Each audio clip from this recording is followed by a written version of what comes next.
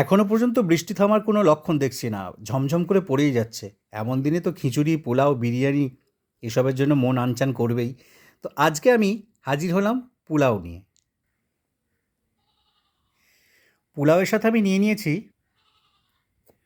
আলুর দম, মুচমুচো করে ভাজা পটল।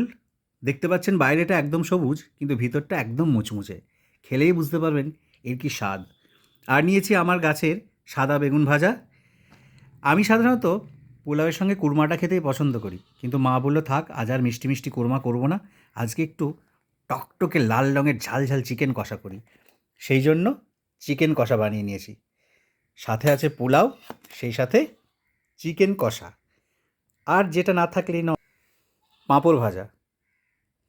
স্যালাডটা আজকে আমি নিইনি মানে আমার কাছে শশা ছিল না আজকে, সেই জন্য স্যালাডটা দেখাতে পারলাম না। তো এই হচ্ছে আজকের আমার দুপুরের মেনু।